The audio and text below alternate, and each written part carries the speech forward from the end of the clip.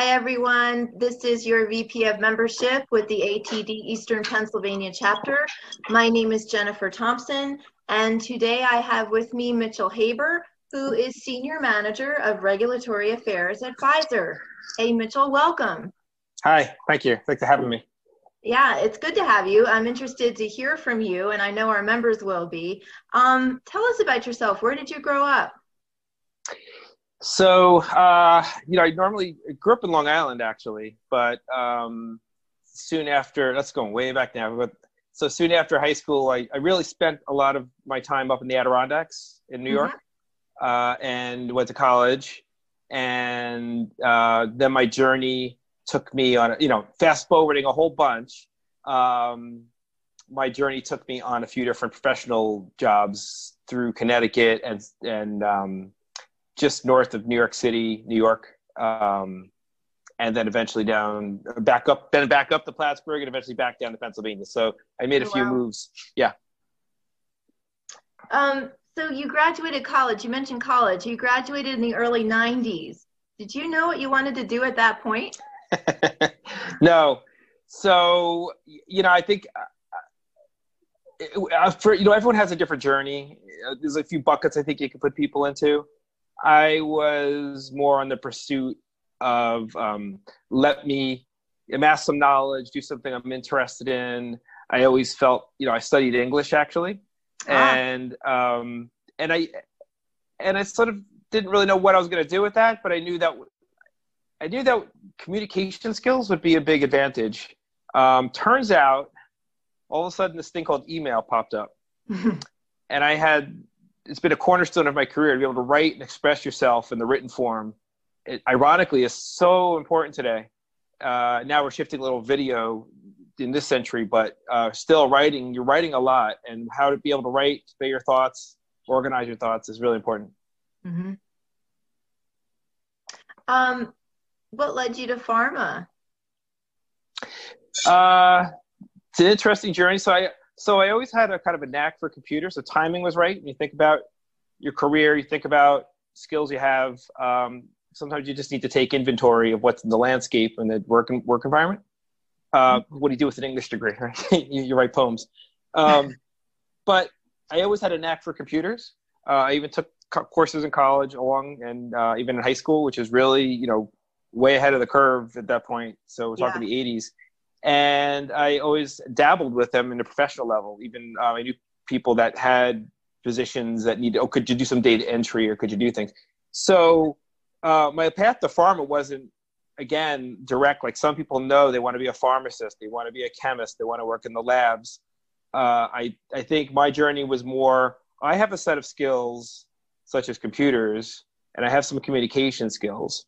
And one thing led to another. There seemed to be in the mid-90s a real boom and a need. If you had a pair of hands and some skills, you could land a job. It was less formalized. Mm-hmm. And I think that's the big difference. I've always been on what's the next? I work well in what's the next horizon that no one's necessarily an expert in. For me, I was looking to work with computers. It turned out I had a unique set of skills that worked well in pharma, and the opportunity was there. It actually came down to two jobs. I could have had a job at Apple's headquarters in Manhattan, or a job with Wyeth Pharmaceuticals. And the running joke is I could be retired today because they offered me stock options at Apple worth $20 a share. I don't even know if there's that much, maybe.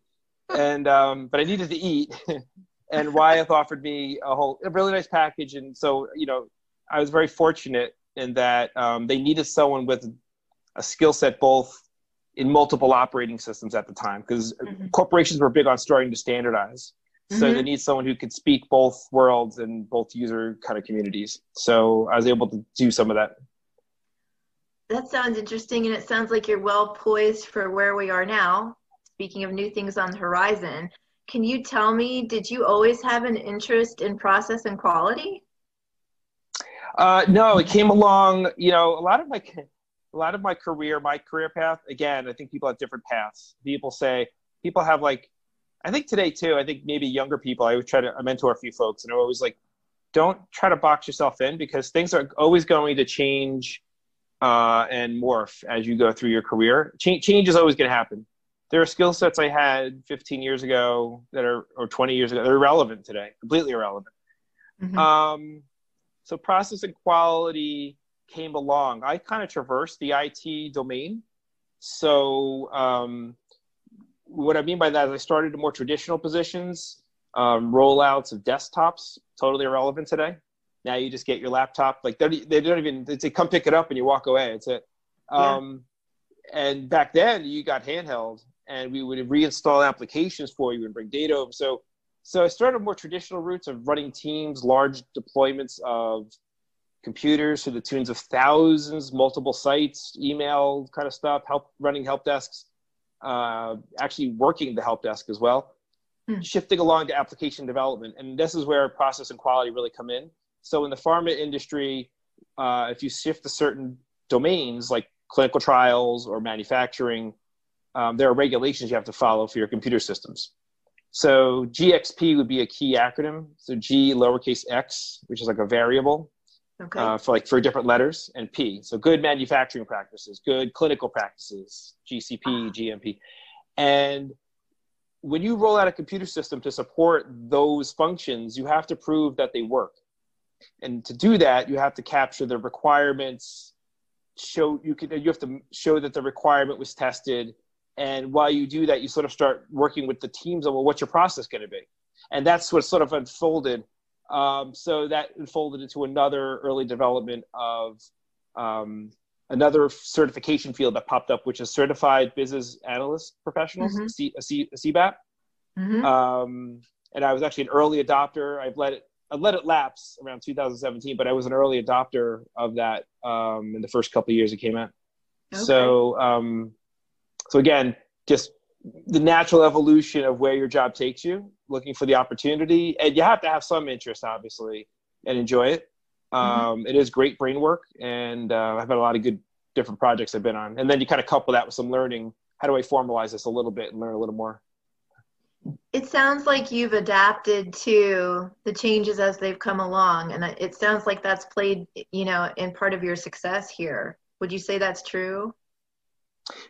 Yes. I mean, you have to keep your skills relevant. So if you'd like to connect with Mitchell and talk more about talent development or Pfizer with him, you can request to connect with him on LinkedIn. Let him know that you saw him on the member spotlight with the ATD Eastern PA chapter. Mitchell, thank you so much, and we wish you well, and we'll be in touch. Great. Thanks for your time.